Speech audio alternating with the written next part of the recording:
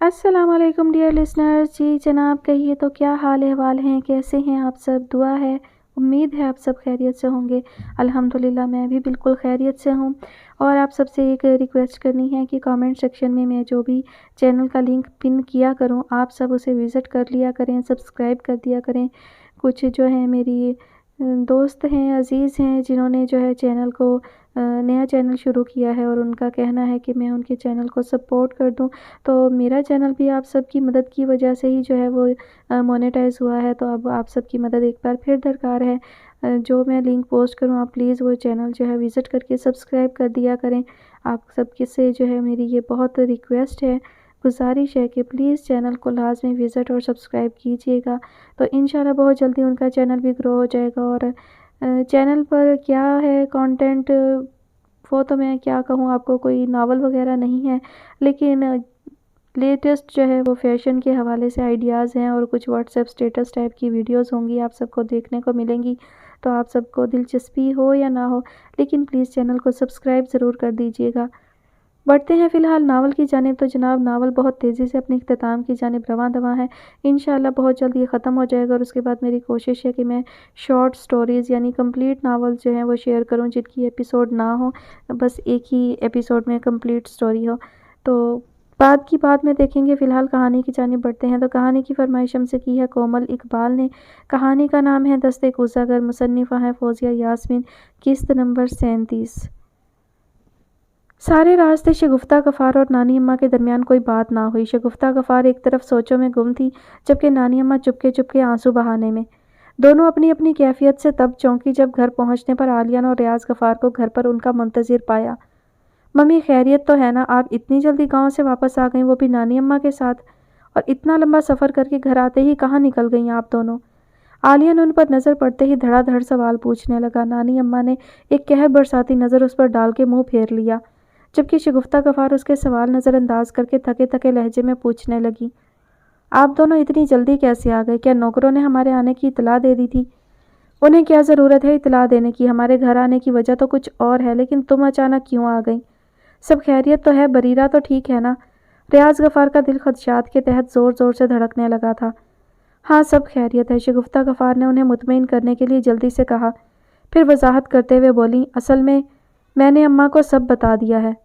क्या? शगुफ्ता गफ़ार की बात अभी पूरी भी नहीं हुई थी कि रियाज गफ़ार चीख पड़े, जबकि आलिया उन्हें ऐसे देखने लगा जैसे अपना सर पीट लेने के सिवा उसके पास कोई रास्ता ना हो। उन दोनों का ये रद्द-ए-अमल देख कर वो कुछ लम्हों का तवक्कुफ़ करते हुए खजालत भरे लहजे में बोली, अम्मा रोमेला के घर जाकर उससे और उसके घर वालों से मिलना चाह रही थी, इसीलिए। आप लोग रोमेला के घर से आ रहे हैं? आलिया ने शदीद हैरत के साथ पूछा। शगुफ्ता गफ़ार ने एक चोर नज़र उस पर डालते हुए सर इस बात में हिला दिया।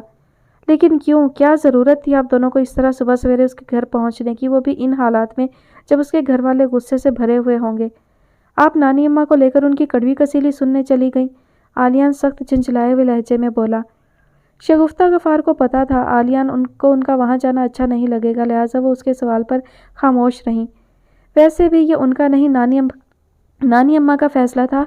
अलबत्ता नानी अम्मा बड़े ज़ब्त के साथ बोलीं, बहुत बदकिस्मत हो आलियान, तुम्हें इल्म नहीं तुमने क्या गंवा दिया है।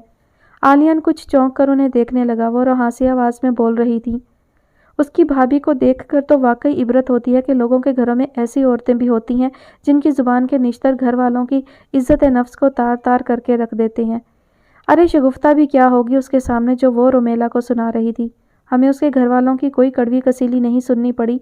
ये काम यहाँ की तरह वहाँ भी रोमेला ही कर रही है। दो दो बुजुर्ग मेहमान ख़वातीन के सामने उसकी भाभी जो उसे सुना रही थी, उसके वालिद की मौजूदगी का भी उसे ज़रा लिहाज नहीं था। और वो लड़की, क्या कहूँ मैं उसके ज़ब्त को कि इतना कुछ सुनकर सह कर भी वो किसी को सच नहीं बता रही। बहुत खुश नसीब थे तुम जो तुम्हें ऐसी बीवी मिली थी, लेकिन बहुत नाशुक्रे थे तुम जो तुम उसकी कदर ना कर सके। नानी अम्मा के लहजे में तासुफ ही तासुफ था। आलियान और रियाज गफ़ार उलझन भरी नज़रों से उन्हें देखने लगे तो वो गमो गुस्से के मिले जुले तासुरात के साथ कहने लगी, रमीला ने वहाँ जाकर कुछ नहीं बताया। उसकी भाभी को तो ये भी नहीं मालूम कि इब्रार ने आलियान को शादी पर कैसे राज़ी किया था और अब भी तलाक के फ़ैसले को वो अपना मुतालबा ज़ाहिर कर रही है, जिसके पीछे उसने वजह ये बताई है कि वो किसी और को पसंद करती है। रियाज गफ़ार नानी अम्मा की बात पर बुरी तरह चौंक उठे, जबकि आलियान चुपचाप उन्हें देखे गया। नानी अम्मा को उसका बेतासुर चेहरा देखकर शदीद गुस्सा आ गया। वो बिगड़ कर बोली, ابرار نے اگر کچھ کیا تھا تو اس کا انتقام رومیلا سے لینے کی کیا ضرورت تھی؟ کیا فرق رہ گیا تم میں اور ابرار میں؟ اس نے اپنی ضد اور انا کے لیے اپنی بہن کی زندگی داؤ پر لگا دی۔ ٹھیک یہی حرکت تم نے بھی کی۔ تم نے بھی اپنی ضد اور انا کے لیے نہ صرف اپنی بہن کا گھر داؤ پر لگایا ہے بلکہ ایک بے گناہ معصوم لڑکی کی زندگی خراب کر دی ہے۔ اس کے گھر والے اس کے ساتھ ہوئے حادثے پر نہ شرمندہ ہیں اور نہ ہی فکر مند۔ انہیں تو صرف یہ فکر کھا رہی ہے کہ اس کی ذمہ داری پھر ان پر مسلط ہو گئی ہے۔ پہلے بھی انہوں نے اسے بوجھ کی طرح اٹھا کر پھینکا تھا، اب تو مطلقہ ہونے کے بعد بالکل ہی جو گیا گزرا رشتہ اس کے لیے آئے گا وہ اپنی جان چھڑانے کے لیے اس کے ساتھ رومیلا کو رخصت کر دیں گے، اور اس بار اس کی بربادی کے ذمہ دار تم سب بھی اتنے ہی ہوگے جتنا کہ ابرار ہے۔ نانی اماں کہتی چلی گئیں اور شاید مزید بولتی رہتیں کہ شگفتہ غفار کے پھوٹ پھوٹ کر رو پڑنے پر انہیں چپ ہونا پڑا۔ کمرے میں صرف شگفتہ غفار کی سسکیوں کی آواز گونج رہی تھی، باقی سب اپنی اپنی جگہ خاموش سوچوں میں گم کھڑے تھے۔ جب شگفتہ غفار کے رونے کی شدت میں تھوڑی کمی آئی تھی، ریاض غفار ٹوٹے ہوئے لہجے میں کہنے لگے، جو ہوا بہت برا ہوا۔ عالیہ نے بہت جلد بازی کا مظاہرہ کیا ہے، لیکن میں پھر بھی عالیہ کو قصوروار نہیں ٹھہراؤں گا۔ اگر ہم سب رومیلا کو کچھ بہتر طریقے سے قبول کر لیتے تو وہ یہ قدم بھی نہ اٹھاتا۔ اماں آپ ٹھیک کہہ رہی ہیں، اس بار اس کی بربادی کے ذمہ دار ہم سب ہوں گے۔ ریاض غفار کی بات نانی اماں کو مزید تپا گئی۔ وہ طنزیہ انداز میں کہنے لگی، اس کی بربادی کا چھوڑو، بلکہ یہ سوچ کر خوشی مناؤ کہ بریرہ کا مستقبل محفوظ ہو گیا ہے۔ وہ اب اس خطرے سے باہر ہے کہ ابرار کبھی اس راز کو فاش کر دے گا۔ تمہاری بیٹی خوش بس، اور تم دونوں کو کیا چاہیے؟ خاص طور پر شگفتہ کے تو کلیجے میں ٹھنڈ پڑ گئی ہوگی۔ شگفتہ غفار آنسو بھری آنکھوں سے ماں کو دیکھ کر رہ گئیں، جبکہ ریاض غفار آنکھوں کو ہتھیلیوں سے مسلتے ہوئے نڈھال سے انداز میں کہنے لگے، ہماری بیٹی نے اتنی تکلیف اٹھائی ہے، تبھی ہم دوسروں کی بیٹیوں کے درد کو سمجھ سکتے ہیں۔ آج ہم دونوں کے جلدی گھر آنے کی وجہ بھی یہی تھی کہ آج میں نے اپنی قسم توڑتے ہوئے عائشہ کی طرف جانے کا ارادہ کر لیا تھا۔ شگفتہ غفار چونک کر انہیں دیکھنے لگی، میں تمہیں ہی لینے آیا تھا کہ اگر تم میرے ساتھ چلو گی تو ہو سکتا ہے بلال تمہارے لحاظ میں تھوڑا بہتر طریقے سے پیش آئے، ورنہ اس بدتمیز سے تو کوئی بعید نہیں، وہ اپنی ساری پریشانیوں کی وجہ ہمیں گردانتے ہوئے گھر سے باہر نکال دے۔ آخر ہوا کیا ہے؟ شگفتہ غفار فکر مندی سے بولی۔ زوبیہ پاگل خانے سے بھاگ گئی ہے، آج تیسرا دن ہے اسے اور اس کا کچھ پتہ نہیں کہ وہ کہاں ہے۔ پہلی بار عالیہ نے زبان کھولی تو تھوڑی دیر کے لیے نانی اماں بھی رومیلا کو بھول کر زوبیہ کی بابت دریافت کرنے لگیں، تو عالیہ نے وہ سب بتا دیا جو اسے پتا تھا۔ صبح آفس میں اس کے پاس خرم کا فون آیا تھا۔ خرم نے اسے بتایا تھا کہ کل رات عائشہ اختر اس کے گھر آئی تھی اور انہوں نے اسے یہ دل خراش خبر سنائی ہے۔ اس نے یہ جاننے کے لیے فون کیا تھا کہ کیا عالیہ اسے کوئی مشورہ دے سکتا ہے کہ اسے زوبیہ کو کہاں تلاش کرنا چاہیے، شائستہ خالہ کے حوالے سے یا ان کی گزشتہ زندگی کے حالات کی روشنی میں کوئی ایسی جگہ یا کوئی ایسا مقام جہاں زوبیہ کا جانا ممکن ہو۔ عالیہ نے ایسا کوئی اندازہ لگانے سے قاصر تھا، اور پھر زوبیہ کو غائب ہوئے 2 دن سے اوپر ہو گئے۔ ایسی کون سی جگہ یا مقام ہو سکتا ہے جہاں ایک جوان لڑکی 2 دن بخیر و عافیت گزار سکتی ہو؟ خرم کے فون نے اس کا دل کام سے بالکل اچاٹ کر دیا، تو وہ فوراً ریاض غفار کے پاس پہنچ گیا۔ اس اطلاع کو پاتے ہی ان کے بھی ہاتھ پاؤں پھولنے لگے، تو وہ دونوں اسی وقت گھر کے لیے نکل گئے۔ چلیں ابھی عائشہ کے گھر چلتے ہیں، میں ذرا ہاتھ منہ دھو کر آتی ہوں۔ شگفتہ غفار نے اٹھتے ہوئے اتنی آسانی سے رضامندی دے دی کہ عالیہ تک نانی اماں اور ریاض غفار کی طرح چونک کر انہیں دیکھنے لگا۔ بلال اختر جس طرح کے انسان تھے ان سے امید کم تھی کہ وہ ان کے ساتھ اچھی طرح پیش آئیں گے، اسی لیے ریاض غفار اور شگفتہ غفار نے ان دونوں گھرانوں کے بیچ کھڑی اجنبیت کی دیوار کو کبھی پاٹنے کی کوشش نہیں کی تھی۔ جب کبھی مجبوری میں بلال اختر سے بات کرنی بھی پڑی تو ریاض غفار اور شگفتہ غفار کو بیجا بکواس سننی پڑی، جس کے بعد وہ پکا ارادہ کر لیتے کہ آئندہ اس خر دماغ آدمی کے منہ نہیں لگیں گے، اور آج بھی وہ اپنے اس فیصلے پر قائم رہتے اگر جو بریرہ کے ساتھ وہ سب نہ ہوا ہوتا۔ بریرہ کے اغوا ہونے سے لے کر گھر آ جانے تک ان لوگوں نے ایک ایک لمحہ انگاروں پر گزارا تھا۔ اس وقت بلال اور عائشہ کیسا محسوس کر رہے ہوں گے یہ وہ بہت اچھی طرح سمجھ سکتے تھے۔ عائشہ اختر نے خرم کا ذہن بری طرح منتشر کر دیا تھا، لہٰذا ان کے جانے کے بعد وہ کھانا کھائے بغیر ہی اپنے کمرے میں چلا آیا۔ کوئی 1 گھنٹے کے بعد مسز فرقان اس کے کمرے میں گرم دودھ لیے چلی آئیں، تو خرم نے صرف ان کے اصرار سے بچنے کے لیے زہر مار کر دودھ کا گلاس 5 سیکنڈز میں خالی کر دیا، لیکن وہ طویل نشست کے ارادے سے آئی تھی، تبھی اس کے دودھ پی لینے کے باوجود کمرے سے جانے کی بجائے اس کے سامنے ہی بستر پر بیٹھ گئی۔ کھانے کی میز پر فرقان نے عائشہ اختر کے آنے کی وجہ بتائی، میں تو پریشان ہی ہو گئی۔ اصل میں کچن میں چلی گئی تھی ان کے لیے چائے وغیرہ بنوانے، پہلی بار گھر آئی تھی، کچھ تو خاطر کرنی چاہیے تھی، لیکن جب تک چائے اور پکوڑے تیار ہوئے پتہ چلا وہ چلی بھی گئی۔ اس پر فرقان نے بتایا کہ وہ تو بڑی پریشانی میں آئی تھی۔ تمہیں کچھ اندازہ ہے زوبیہ کہاں ہوگی؟ انہوں نے اسے بغور دیکھتے ہوئے پوچھا، تو خرم دل ہی دل میں زچ ہو جانے کے باوجود رسانیت سے کہنے لگا، مجھے کیسے اندازہ ہو سکتا ہے، میں اسے جانتا ہی کتنا ہوں، مجھے تو یہ بھی نہیں پتا تھا کہ وہ پاگل خانے سے بھاگ گئی ہے۔ مسز فرقان کچھ دیر تو اسے دیکھتی رہیں، پھر ٹھہرے ہوئے انداز میں بولی، مجھے لگتا ہے ہمیں اس بارے میں بات کرنی چاہیے، انہوں نے ایک لمحے کا توقف کرتے ہوئے پوچھا۔ تم زوبیا میں کس حد تک انٹرسٹڈ ہو؟ خرم کو امید تھی وہ ایسا ہی کوئی سوال کریں گی، وہ خود بھی اس موضوع پر کھل کر بات کرنا چاہتا تھا، تبھی انہیں کی طرح پرسکون انداز میں بولا، میں زوبیا میں 1% بھی انٹرسٹڈ نہیں ہوں اور اس سے شادی کرنے کا تو میں نے کبھی سوچا بھی نہیں۔ پھر تم نے نمل سے منگنی کیوں توڑ دی اور ابھی اس کے غائب ہونے کا سن کر تم اتنے ڈپریس کیوں ہو گئے کہ کھانا تک نہیں کھایا؟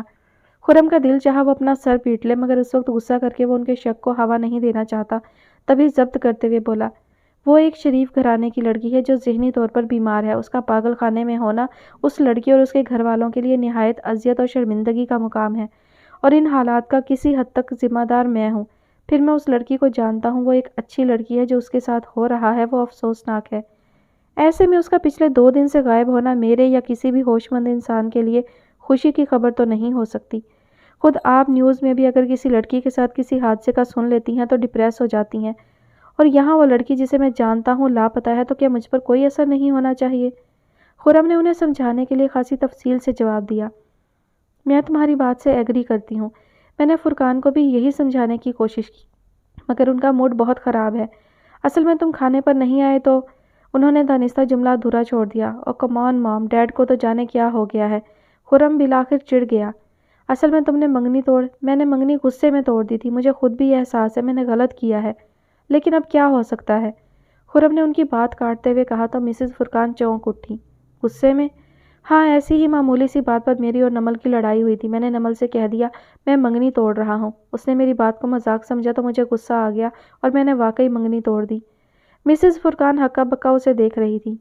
خرم یہ بات آج نہیں تو کل کرنے کا سوچ ہی رہا تھا، اب اس وقت ذکر نکل آیا تھا تو اس نے سوچا موقع اچھا ہے، ان کے دل سے زوبیا کا شک بھی نکل جائے گا اور اس کی بات بھی ان تک پہنچ جائے گی۔ تبھی مزید کہنے لگا، اپنی بات سچ کرنے کے لیے میں نے منگنی تو توڑ دی، مگر بعد میں احساس ہوا کہ یہ میں نے کیا کر دیا۔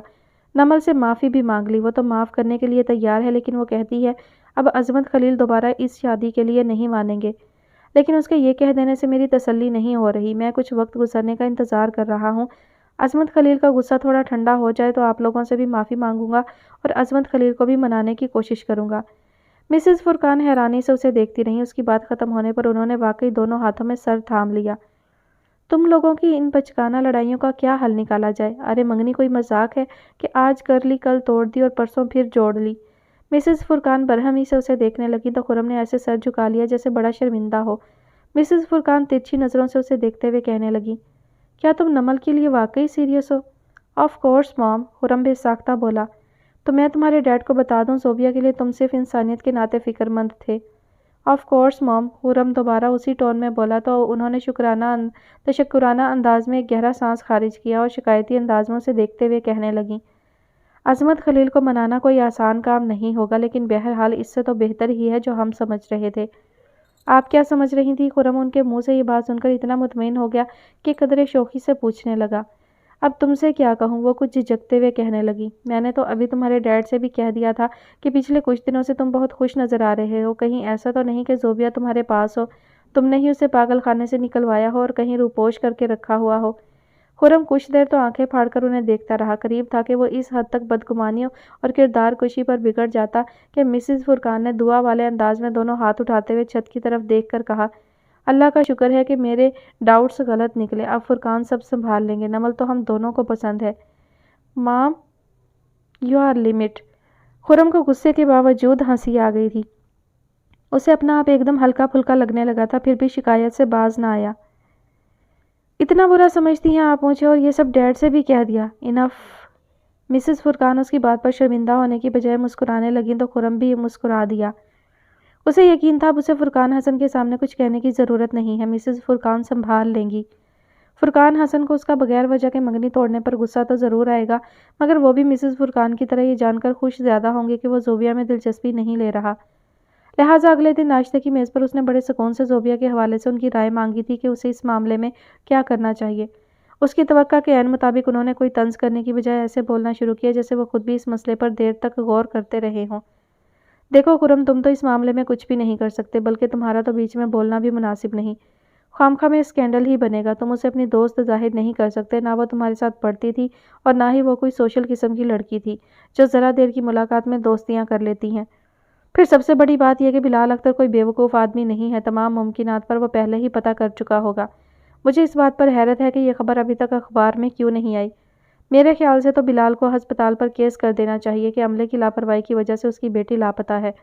کیا پتہ وہ فرار نہ ہوئی ہو بلکہ کڈنیپ ہوئی ہو، لیکن لگتا ہے بلال نے ایسا کچھ کیا نہیں ہے۔ اگر ہسپتال پر کیس بنا ہوتا تو اخبار میں ضرور آتا۔ گویا زوبیہ کے غائب ہونے کی خبر ابھی تک خفیہ رکھی گئی ہے۔ ہو سکتا ہے وہ اس لیے چھپا رہے ہوں کہ اس طرح زیادہ بدنامی ہوگی اور پھر اس کا جرم بھی ثابت ہو جائے گا کہ وہ سزا سے بچنے کے لیے بھاگ گئی۔ مسز فرقان نے بھی اپنی رائے کا اظہار کیا۔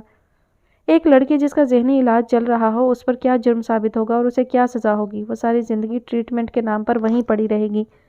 ہاں، یہ بات تمہاری ضرور صحیح ہے کہ لڑکی ذات کا غائب ہونا بدنامی کا باعث ہوتا ہے۔ پہلے قتل کا الزام ہونا، پھر پاگل خانے میں داخل ہونا اور پھر آخر وہاں سے بھی بھاگ جانا یا کڈنیپ ہو جانا۔ گھر والوں کے لیے تو چاروں طرف سے بدنامی ہی بدنامی ہے، لیکن اس طرح بدنامی سے بچنے کے چکر میں وہ زوبیہ کا نقصان نہ کر دیں۔ جتنا وقت گزرتا جائے گا زوبیہ تو تلاش کرنا مشکل ہوتا جائے گا۔ فرقان حسن کا لہجہ سوچتا ہوا تھا۔ خیر، ہاتھ پر ہاتھ رکھ کر تو نہیں بیٹھے ہوں گے وہ لوگ۔ ان آفیشلی ساری کارروائی ہو رہی ہوگی۔ جب ہمیں سن کر اتنی فکر ہو رہی ہے تو ان کی تو اولاد ہے، ان کا جو حال ہو وہ کم ہے۔ خرم البتہ خاموش ہی رہا۔ فرقان حسن کا کہنا صحیح تھا، وہ اس معاملے میں کچھ خاص کر نہیں سکتا تھا، مگر وہ ایسے خاموش بھی نہیں بیٹھ سکتا تھا۔ وہ چاہتا تھا منظر عام پر آئے بغیر زوبیہ کو اپنے طور پر تلاش کرنے کی کوشش کرے، مگر اس کی سمجھ میں نہیں آ رہا تھا کہ شروعات کہاں سے کرے۔ اسی ششو پنج میں وہ یونیورسٹی پہنچ گیا۔ پہلا پیریڈ اٹینڈ کرنے کے بعد دوسرا پیریڈ فری تھا، لہٰذا وہ کلاس روم سے باہر نکل گیا۔ نادر صبح ناشتہ کیے بغیر گھر سے نکل آیا تھا۔ اس نے بھوک لگی کا شور مچایا ہوا تھا۔ خرم کا کچھ کھانے کا دل نہیں چاہ رہا تھا، لیکن ہارون کو بھی نادر کی طرح کینٹین جانے کے لیے تیار دیکھ کر وہ بھی محض وقت گزاری کے لیے ان کے ساتھ چل پڑا۔ آج کل اس کی وکی اور حمید سے زیادہ بات چیت نہیں ہوئی تھی۔ وہ دونوں خود بھی اپنی حرکتوں میں اس قدر مگن رہتے تھے کہ خرم ہارون اور نادر کے پاس کم ہی پھٹکتے تھے، جبکہ خرم خود سے ان کے پاس جا کر انہیں مخاطب کرنے کا بھی سوچتا نہیں تھا۔ ابھی بھی ہارون اور نادر کے ساتھ آگے بڑھتے بڑھتے اچانک اس کی نظر نمل اور سنبل پر پڑ گئی، جو لائبریری میں داخل ہو رہی تھی۔ یار ایسا کرو تم دونوں کچھ کھا لو، مجھے تو بالکل بھوک نہیں ہے، بلکہ مجھے ایک کتاب ڈھونڈنی تھی، میں ذرا تب تک لائبریری کا چکر لگا لوں۔ لائبریری میں سر کھپانے کی کیا ضرورت ہے، نیٹ پر دیکھ لو، ہارون نے چھوٹتے ہی کہا۔ کون سی کتاب چاہیے تمہیں؟ نادر کے پوچھنے پر خرم کوئی فرضی نام سوچنے کی بجائے اکتائے ہوئے انداز میں بولا، ارے یار جاؤں گا تو ڈھونڈوں گا نا، مجھے پتا تھوڑی ہے کہ مجھے کون سی کتاب چاہیے۔ خرم یہ کہہ کر تیزی سے لائبریری کی جانب بڑھ گیا تاکہ وہ دونوں مزید کچھ نہ کہہ سکے۔ لائبریری میں داخل ہوتے ہی وہ متلاشی نظروں سے ادھر ادھر دیکھتا بالآخر نمل اور سنبل تک پہنچ ہی گیا۔ اس کی توقع کے عین مطابق وہ دونوں لائبریری کے بالکل آخری کونے میں سر جوڑے بیٹھی تھیں۔ کتابیں ان کے سامنے کھلی ضرور تھی، مگر ان کی توجہ ہرگز بھی کتابوں کی جانب نہیں تھی۔ ایسا لگ رہا تھا وہ دونوں کسی اہم مسئلے پر بات کر رہی تھی، بلکہ قریب آنے پر تو خرم باقاعدہ چونک اٹھا۔ نمل کی آنکھیں ایسے سرخ ہو رہی تھی جیسے وہ کافی دیر روتی رہی ہو۔ خرم تیزی سے ان کی ٹیبل پر دونوں ہتھیلیاں رکھتے ہوئے بولا، کیا ہوا نمل، تم ٹھیک تو ہو نا؟ اس کے لہجے میں اتنی بے چینی تھی کہ وہ دونوں چونک کر اسے دیکھنے لگیں۔ نمل اس پر نظر پڑتے ہی جلدی جلدی آنکھیں رگڑنے لگی، مگر خرم سب دیکھ چکا تھا، اب اسے ٹالا نہیں جا سکتا تھا۔ وہ اس کے سامنے والی کرسی گھسیٹ کر وہیں بیٹھ گیا تو نمل گھبرا کر چاروں طرف دیکھنے لگی۔ ان کے ارد گرد کی کرسیاں خالی پڑی تھیں، مگر کوئی بھی کسی بھی وقت آ سکتا تھا۔ نمل کے چہرے پر صاف تحریر لکھا دیکھ کر خرم دو ٹوک انداز میں بولا، تم مجھے جلدی سے یہ بتا دو کہ تم کیوں رو رہی تھی، میں ابھی اور اسی وقت یہاں سے اٹھ کر چلا جاؤں گا۔ خرم کوئی خاص بات نہیں ہے، بس ذرا۔ نمل نے جملہ ادھورا چھوڑ کر دوپٹے سے چہرہ صاف کرنا شروع کر دیا۔ تمہاری جیسی لڑکی بغیر کسی خاص بات کے تو نہیں رو سکتی، ضرور کچھ سیریس ہوا ہے۔ کہیں عظمت انکل نے تمہاری شادی تو نہیں طے کر دی؟ خرم اتنی سنجیدگی اور اتنی بے ساختگی سے بولا کہ نمل روتے چہرے کے ساتھ مسکرا دی۔ اس کی اس مسکراہٹ نے خرم کو اندر تک مطمئن کر دیا، گویا کم از کم یہ بات نہیں تھی جو اس نے سوچی تھی۔ اب چاہے جو بھی وجہ ہو، نمل کے رونے کی اس کی پریشانی آدھی رہ گئی تھی، پھر بھی پوچھنے سے باز نہیں آیا، بتاؤ نا آخر بات کیا ہے؟ بات کافی لمبی ہے، یہاں نہیں ہو سکتی، اور پھر جو ہو چکا ہے اس میں تم کچھ کر بھی نہیں سکتے۔ نمل کے چہرے پر بس لمحہ بھر کے لیے وہ مسکراہٹ ابھری تھی، اس کے بعد وہ ایک بار پھر سنجیدہ ہو گئی تھی۔ لیکن کچھ تو پتہ چلے، رشیدہ آنٹی تو ٹھیک ہے نا؟ خرم کے انداز میں اتنی بے قراری تھی کہ نمل اسے ٹال نہ سکی اور دھیمی آواز میں کہنے لگی، سب ٹھیک ہے، ایک لڑکا ہے حشام، اس نے خودکشی کر لی ہے، باقی اور کچھ نہیں ہوا ہے۔ نمل یہ کہتے ہوئے خود بخود تلخ ہو گئی، پھر اس نے مختصر الفاظ میں اسے حشام کے گرفتار ہونے سے لے کر خودکشی کرنے تک کے سارے حالات بتا دیے۔ کچھ لمحوں کے لیے خرم بھی چپ سا ہو گیا۔ بات واقعی دکھ کی تھی، البتہ ماحول کو گمبھیر ہوتا دیکھ کر سنبل نے قدرے شوخی سے کہنے کی کوشش کی، وہ نہیں چاہتی تھی کہ نمل اب مزید اس حادثے پر اپنا دل چلائے۔ ویسے ہی آج آپ نے نمل کو یونیورسٹی میں مخاطب کرنے کا رسک کیسے لے لیا؟ کیا اس لیے کہ بہت دن سے آپ دونوں کے متعلق فیس بک پر کوئی خبر نہیں آئی؟ اس کی بات پر خرم ہلکے سے مسکرا دیا اور کہنے لگا، خبر تو میرے پاس تھی، وہ سنانے کے جوش میں چلا آیا۔ کیسی خبر؟ نمل بھی اس کی طرف متوجہ ہو گئی۔ میں نے مام اور ڈیڈ سے بات کر لی ہے، وہ لوگ دوبارہ تمہارے گھر آنے کے لیے تیار ہیں۔ کیا کہہ رہے ہو؟ نمل کے منہ سے بے اختیار نکلا تو سنبل نے مصنوعی کھانسی کے ساتھ اسے چھیڑتے ہوئے کہا، آرام سے ڈیئر، آرام سے، ابھی وہ صرف تیار ہوئے ہیں، گئے نہیں۔ نمل بے ساختہ بولے، اپنے جملے پر واقعی خجل سی ہو گئی، تبھی خوامخواہ کی ناراضگی ظاہر کرتے ہوئے بولی، ان کا تیار ہو جانا ویسے بھی ایسی کوئی بڑی خبر نہیں، اصل مسئلہ تو پاپا کا ہے، وہ کیسے مانیں گے؟ وہ بھی مان جائیں گے، ڈیڈ انہیں راضی کر ہی لیں گے، خرم نے محض نمل کو پرسکون کرنے کے لیے لاپرواہی سے کہا۔ لیکن تم نے اپنے پیرنٹس سے کیا بات کی؟ نمل ایک بار پھر سوال دہرانے پر مجبور ہو گئی۔ اگر سنبل موجود نہ ہوتی تو وہ نمل کو سچ بتا دیتا کہ اس کے والدین زوبیا کو لے کر اتنے فکر مند تھے کہ نمل کا نام سنتے ہی راضی ہو گئے، لیکن سنبل کے سامنے وہ یہ بات نہیں کرنا چاہتا تھا، اس لیے آدھی بات ہی سنا دی۔ بھئی کہنا کیا ہے، وہ مجھے جانتے ہیں، مجھے چھوٹی سی بات پر بھی غصہ آ جاتا ہے۔ میں نے ان سے کہہ دیا، نمل نے مذاق میں مجھ سے کہا تھا، تم یہ منگنی نہیں توڑ سکتے۔ مجھے غصہ آ گیا، میں نے سچ میں توڑ دی، لیکن اب غصہ ٹھنڈا ہو گیا اور مجھے تو صرف اسی سے شادی کرنا ہے، اگر مجھے نہ ملی تو میں پہاڑی سے کود کر جان دے دوں گا۔ نمل اتنے انہماک سے اس کی بات سن رہی تھی کہ خرم کے اچانک شوق ہونے پر جھینپ ہی گئی۔ خیر یہ تو کچھ زیادہ ہو گیا، اپنے پیرنٹس سے اس طرح تو بات نہیں کی ہوگی تم نے؟ کوئی بعید نہیں، یہ کر بھی سکتے ہیں، سنبل نے ہنستے ہوئے کہا۔ نمل کا دھیان بٹ گیا تھا، لہٰذا وہ بھی ہلکی پھلکی ہو گئی تھی۔ خرم نے سنبل کی بات پر کوئی تبصرہ نہیں کیا، البتہ اچانک اسے رومیلا کا خیال آیا تھا۔ ان لوگوں کو زوبیا کے متعلق کچھ بتانے کی بجائے اسے عالیان سے بات کرنی چاہیے تھی۔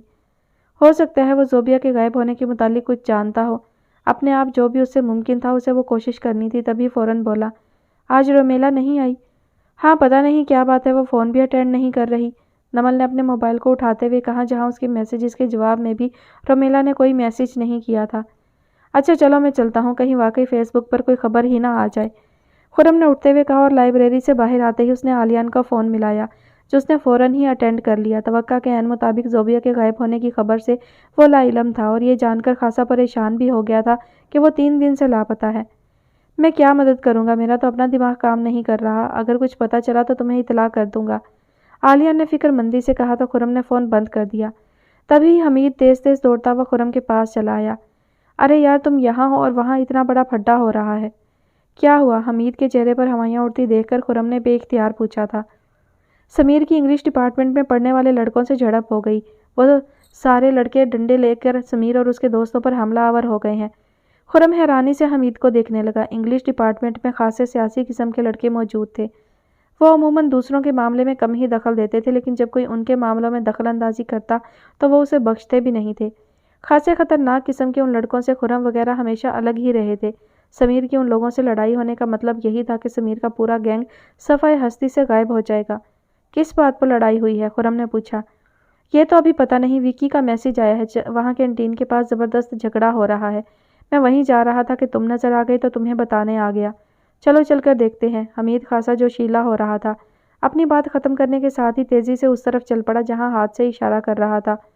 خرم نے بھی فوراً اس کی پیروی کی، دور سے ہی ان دونوں کو ایک جگہ پر ہجوم نظر آ گیا تو وہ دونوں بھی اس کے نزدیک چلے آئے۔ ابھی وہ دونوں ہجوم میں داخل بھی نہیں ہو سکے تھے کہ گولی چلنے کی دل خراش آواز نے سب کو دہلا دیا، اور اس کے بعد ایسا شور بلند ہوا کہ کان پڑی آواز بھی سنائی نہ دے سکی۔ ہجوم میں جمع لوگ ادھر ادھر بھاگنے لگے تھے۔ ابھی تک صرف ہاتھوں سے مار پیٹ ہو رہی تھی اور لوگ اس منظر کو کسی فلم کے فائٹ سین کی طرح مزے لے کر دیکھ رہے تھے، مگر انگلش ڈپارٹمنٹ کے ایک لڑکے نے ریوالور نکال کر فائر کیا تو سب کو اپنی اپنی جانوں کی فکر لاحق ہو گئی، اور جس کی جہاں سمجھ میں آیا منہ اٹھا کر سرپٹ دوڑنے لگا۔ ہجوم کچھ منتشر ہوا تو سامنے کا منظر کھل کر واضح ہو گیا۔ گولی کسی لڑکے نے چلائی تھی، یہ تو خرم نہیں جان سکا کہ کون تھا، البتہ گولی لگی سمیر کو تھی۔ وہ بیچ میدان میں چاروں خانے چت پڑا تھا، اس کے کندھے سے خون نکل رہا تھا جو اس کی سفید قمیض کو تیزی سے سرخ رنگ میں تبدیل کر رہا تھا، جبکہ سمیر تکلیف کی شدت کے باعث بالکل بے حرکت پڑا تھا۔ انگلش ڈپارٹمنٹ کے لڑکے تو فوراً ہی فرار ہو گئے تھے۔ حیرت کی بات یہ تھی کہ سمیر کے دوست بھی سر پر پاؤں رکھ کر بھاگ کھڑے ہوئے تھے۔ ایک طرح سے وہاں اتنا بڑا ہجوم تھا، لیکن کوئی بھی سمیر کی مدد کرنے آگے نہیں بڑھا تھا، جبکہ اس کے کندھے سے اس تیزی سے خون بہہ رہا تھا کہ اسے فوراً ہسپتال نہ پہنچایا گیا تو اس کی موت بھی واقع ہو سکتی تھی۔ خرم کچھ لمحے کے لیے یہ منظر دیکھ کر سن ہو گیا، مگر بہت جلد اس کے حواس بحال ہو گئے اور وہ تیزی سے سمیر کے سر پر پہنچ گیا۔ اس کے پاس گھٹنوں کے بل بیٹھتے ہی خرم نے اس کی نبض چیک کی تھی اور یہ جانتے ہی کہ وہ زندہ ہے، خرم نے اس کے بے سود پڑے وجود کو پوری جان لگا کر اٹھایا اور اپنے کندھے پر ٹکا کر اپنی گاڑی کی طرف بڑھنے لگا۔ خرم کو سمیر کی مدد کرتا دیکھ کر ہجوم میں مچی افراتفری ایک دم ساکت ہو گئی، جس کی خرم نے پرواہ نہیں کی۔ وہ تیزی سے اپنی گاڑی کی طرف بڑھ رہا تھا کہ تبھی وکی اس کے راستے میں آ گیا۔ یہ تم کیا کر رہے ہو خرم؟ سمیر کی جان بچا رہے ہو؟ ارے مرنے دو اسے۔ خرم کے پاس اس کی فضول بات کا جواب دینے کا وقت نہیں تھا اور نہ ہی ہمت۔ سمیر کو اس طرح کندھے پر ڈال کر پارکنگ تک جانا ایک خاصا محنت طلب کام تھا، لہٰذا وہ بیکار گفتگو میں اپنی جان ہلکا نہیں کرنا چاہتا تھا۔ جبکہ اسے بددستور گاڑی کی طرف جاتا دیکھ کر وکی تیز تیز اس کے ساتھ ہی چلنے لگا۔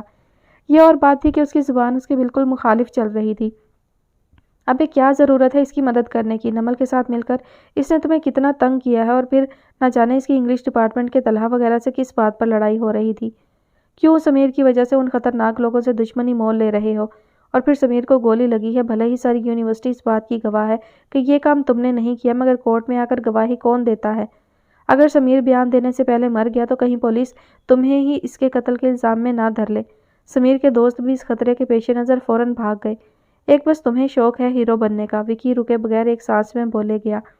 جب تک خرم پارکنگ میں اپنی گاڑی تک پہنچا اس کی سانس بری طرح پھول چکی تھی، کندھا اور گردن ایسے شل ہو گئے تھے کہ ایک پل کو اس کا واقعی دل چاہا وہ سمیر کو یہیں زمین پر گرا کر خود بھی بیٹھ جائے، مگر اپنی گاڑی کے قریب پہنچنے تک جیسے اسے ایک نئی قوت مل گئی۔ پارکنگ میں داخل ہوتے ہی ہارون اپنی گاڑی تیزی سے اس کے عین سامنے لا کر رکا، جبکہ برابر والا دروازہ کھول کر نادر برق رفتاری سے گاڑی سے اترا اور پیچھے کا دروازہ کھول کر خرم کی طرف بڑھا کہ سمیر کو اس میں ڈال سکے۔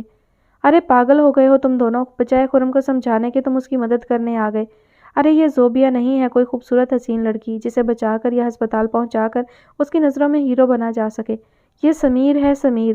ساری یونیورسٹی کو لگتا ہے کہ نمل نے سمیر کی خاطر کبھی خرم کو گھاس نہیں ڈالی، اور بالآخر اس کی وجہ سے ان کی منگنی بھی ٹوٹ گئی، اور تم اس کی جان بچانے کے لیے پولیس وغیرہ کے جھمیلے میں پڑنا چاہ رہے ہو۔ تم تینوں کا دماغ چل گیا ہے۔ وکی کی زبان کسی طور رکنے کے لیے تیار نہیں تھی، مگر خرم کی طرح نادر بھی خاموشی سے اسے گاڑی میں ڈالنے میں مصروف رہا اور وکی کو جواب تک دینا ضروری نہیں سمجھا۔ جب وہ کسی نہ کسی طرح اسے پچھلی سیٹ پر لٹانے میں کامیاب ہو گئے، تب انہوں نے خود بھی گاڑی میں بیٹھ کر تیزی سے گاڑی کے دروازے بند کیے اور وکی کو وہیں اکیلا چھوڑ کر اس پر دھول اڑاتے ہسپتال کی طرف جانے کے لیے گاڑی تیزی سے آگے بڑھا دی۔ سیٹ کی بیک سے ٹیک لگا کر خرم نے کئی گہرے گہرے سانس لی، اور جب اس کی حالت کچھ بحال ہوئی تو اس نے جیب سے موبائل نکالا اور فرقان حسن کے دوست جو محکمہ پولیس میں DIG تھے انہیں کال کرنے لگا۔ وہ فرقان حسن کے کافی اچھے دوست تھے۔ خرم کو یقین تھا ہسپتال کا عملہ سمیر کے کندھے میں لگی گولی کو دیکھ کر اسے لینے میں ٹال مٹول کرے گا، جبکہ سمیر کو فوری طبی امداد کی سخت ضرورت تھی۔ DIG صاحب کو فون کر کے وہ ہسپتال پہنچنے سے پہلے ہی ساری کارروائی عمل میں لا سکتا تھا۔ انہوں نے اس کا فون سنتے ہی سب سے پہلے یہی کہا، یہ تم کس پرابلم میں ہاتھ ڈال بیٹھے ہو؟ اب دعا کرو کہ وہ لڑکا پولیس کو سٹیٹمنٹ دینے سے پہلے مر نہ جائے، ورنہ تم مشکل میں آ سکتے ہو۔ خیر تم ہسپتال پہنچو، میں سب انتظام کرتا ہوں۔ خرم کو ان سے اسی جواب کی توقع تھی۔ فون بند کر کے اس نے سکون سے آنکھیں بند کر لیں اور سر سیٹ کی بیک پر گرا لیا۔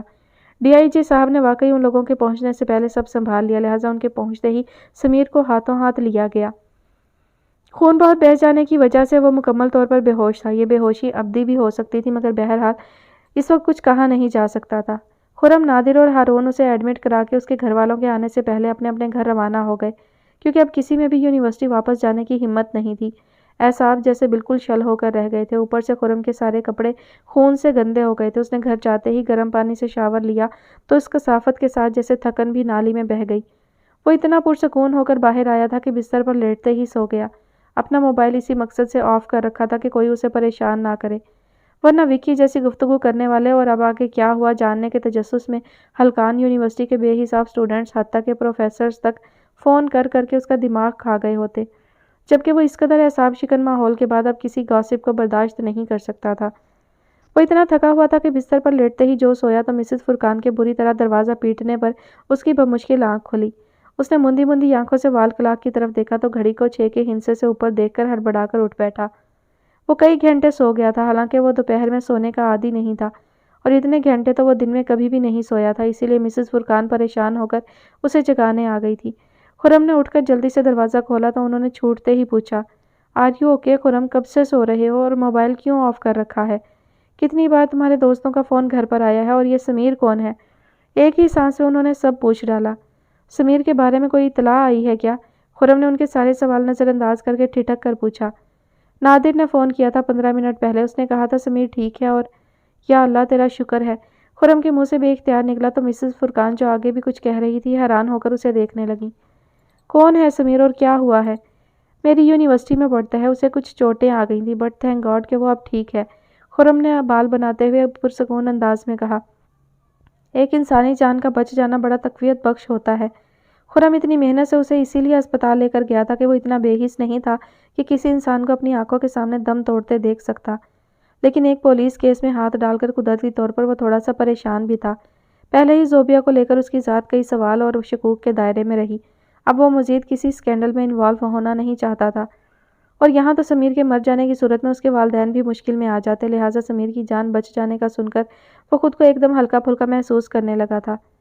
صرف چوٹیں آئی ہیں اسے؟ وکی تو کچھ اور کہہ رہا تھا۔ مسز فرقان کچھ مشکوک انداز میں اسے دیکھ رہی تھی۔ کیا کہہ رہا تھا وہ؟ خرم نے ذرا بھی پریشان ہوئے بغیر مسکراتے ہوئے پوچھا۔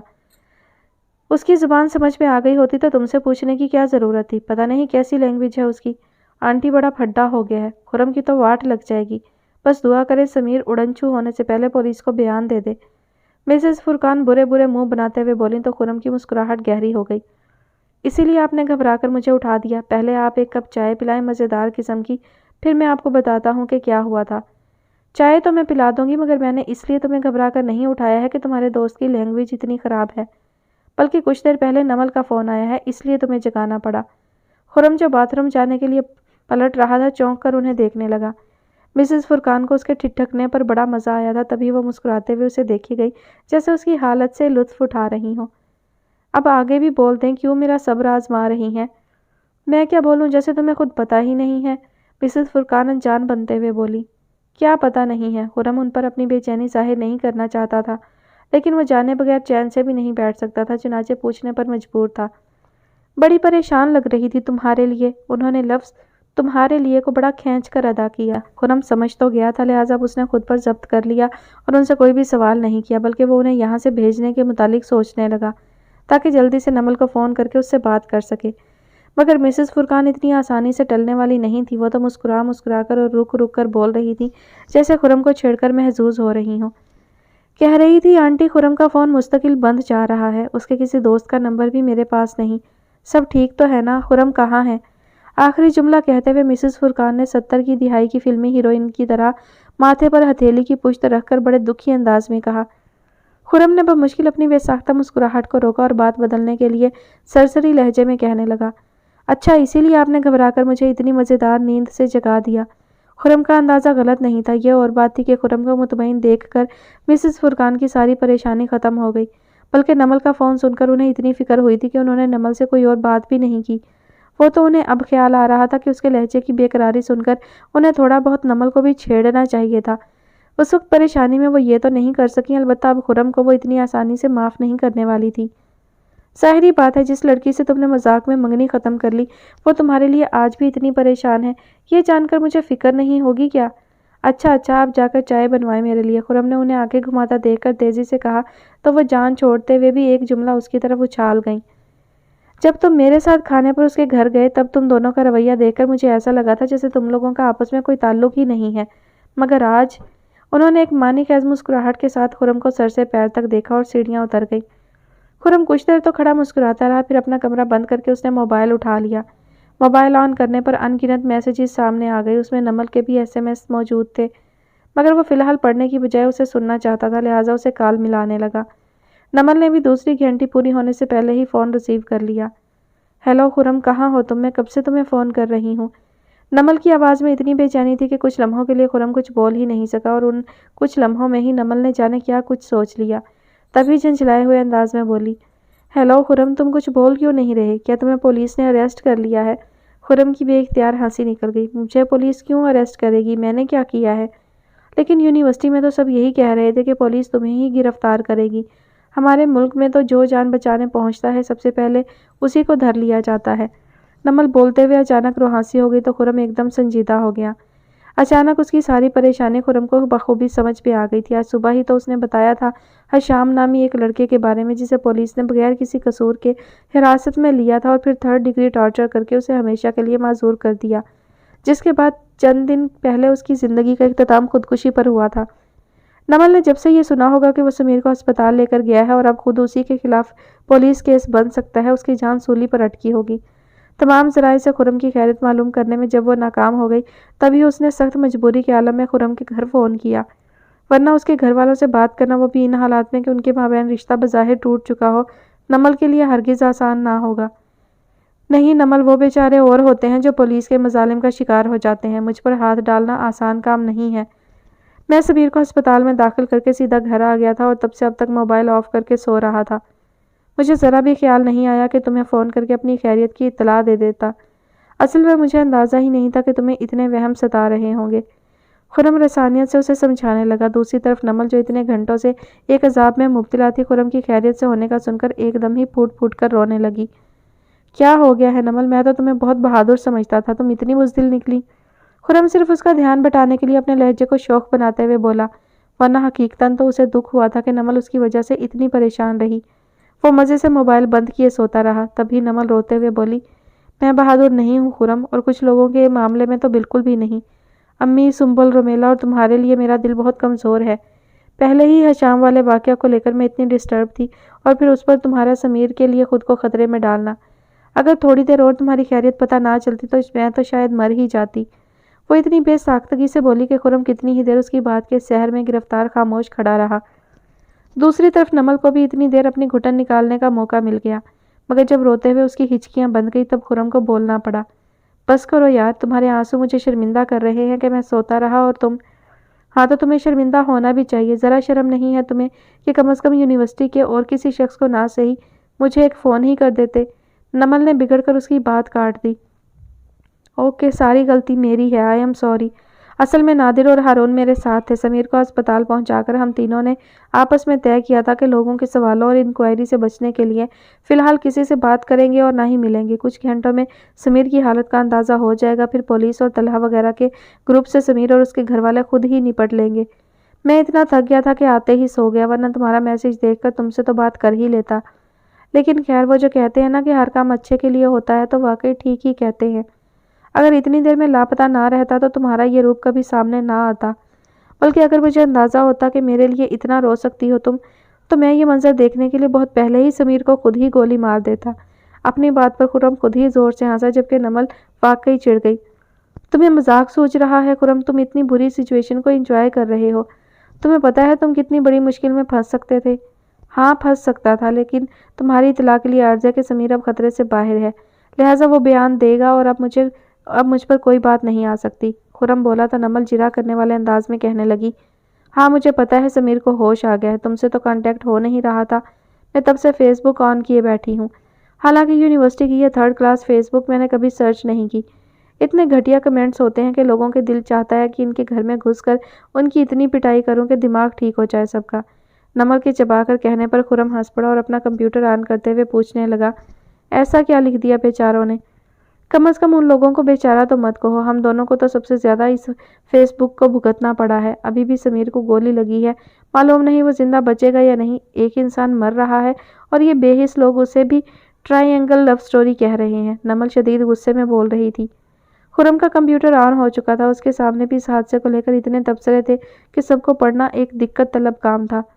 خرم سرسری سی نظر ڈالتا آگے بڑھتا گیا، لیکن سمیر اور اسے لگنے والی گولی کی بجائے اسٹوڈنٹس نے خرم کا اس کی جان بچانے کی کوشش پر زیادہ تعجب اور دلچسپی کا اظہار کیا تھا۔ نمل کا کہنا واقعی سچ تھا، کچھ لوگوں نے تو انتہا کر دی تھی۔ ان کا خیال تھا کہ نمل نے خرم سے منگنی سمیر کی خاطر توڑی تھی، لہٰذا جب سمیر کی طلحہ وغیرہ سے لڑائی ہو رہی تھی تب خرم نے کہیں سے چھپ کر سمیر پر گولی چلائی اور پھر خود ہی اس کی جان بچانے آ گیا۔ لیکن جن لوگوں کا یہ خیال تھا کہ خرم نے انسانیت کے ناطے یہ سب کیا ہے، انہوں نے نمل کو مشورہ دیا تھا کہ اسے سمیر کی بجائے خرم کا انتخاب کرنا چاہیے۔ کچھ تبصروں سے لگ رہا تھا کہ یہ یقیناً لڑکیوں نے لکھے ہیں، جنہوں نے یہاں تک لکھا تھا، سمیر جیسے چھچھورے لڑکے کے لیے نمل نے خرم جیسے ڈیشنگ بندے کو چھوڑ کر زندگی کی سب سے بڑی غلطی کی ہے۔ خرم اور سمیر کا تو کوئی مقابلہ ہی نہیں ہے، لہٰذا کم از کم آج خرم کی اس حرکت کے بعد نمل کو خرم کی طرف پلٹ جانا چاہیے، یعنی عقل کے ناخن لینے چاہیے۔ خرم بآواز بلند کمنٹس پڑھ رہا تھا جب نمل نے اس کی بات کاٹتے ہوئے آگے لکھے ایک اور تبصرے کی جانب اس کی توجہ مبذول کرائی۔ یہ بھی لگتا ہے کسی لڑکی نے ہی لکھا ہے کہ اب خرم کو چاہیے کہ نمل کے پلٹ کر آنے پر اسے بالکل گھاس نہ ڈالے، بلکہ یونیورسٹی کی ہی کسی اور لڑکی سے افیئر چلائے۔ نمل اسی قابل ہے۔ नमल ने जिस तरह जल भुन कर कहा था, खुर्रम कहकहा मारकर हंस पड़ा। ये कहाँ लिखा है? ये तो बिल्कुल सच है, तुम्हारे साथ यही होना चाहिए। खुर्रम तेजी से माउस चलाते हुए खुश दिली से बोला। बहुत नीचे आना होगा, नमल चिढ़कर बोली। मगर खुर्रम की तेजी से हरकत करती उंगली एकदम रुक गई। किसी ने तलहा वगैरह के ग्रुप के साथ समीर की लड़ाई की तस्वीरें डाली थी, जिनमें 2-3 तस्वीरें खुर्रम की भी थी। खुर्रम समीर के पास आया था और उसे उठाने की कोशिश कर रहा था, और बिल आखिर एक तस्वीर में वो उसे कंधे पर डालकर उठाकर ले जाता हुआ नजर आ रहा था। खुर्रम पलक झपकाए बगैर उस मंजर को देखता रहा, जबकि नमल उसकी खामोशी का कुछ और मतलब समझते हुए हैरानी से बोली। क्या हुआ, मिला नहीं अब तक, या तुम रुक गए हो अपनी तारीफें पढ़ने के लिए?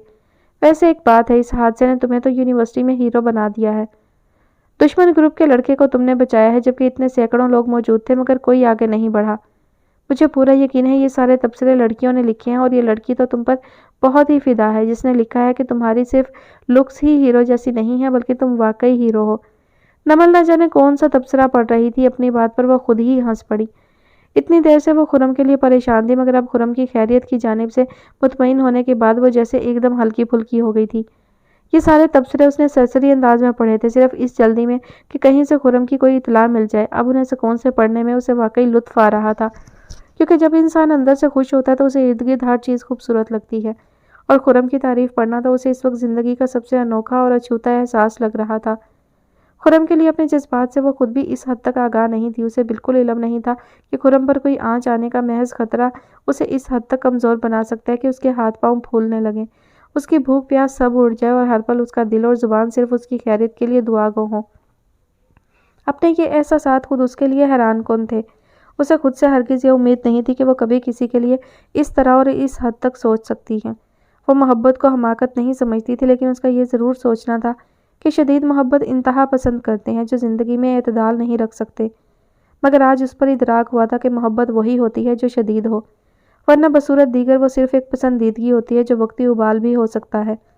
इसलिए अपने एहसासात से आगाही ने उसे एक अनोखी तमानियत बख्शी थी, क्योंकि उसे पहली बार पता चला था कि किसी के आगे हार कर भी इंसान इतना खुश हो सकता है। और यह उसकी खुशी की इंतहा ही थी कि वो खुर्रम की तारीफ़ें पढ़कर इतनी मगन हो गई थी कि खुर्रम के अचानक खामोश हो जाने को महसूस ना कर सकी।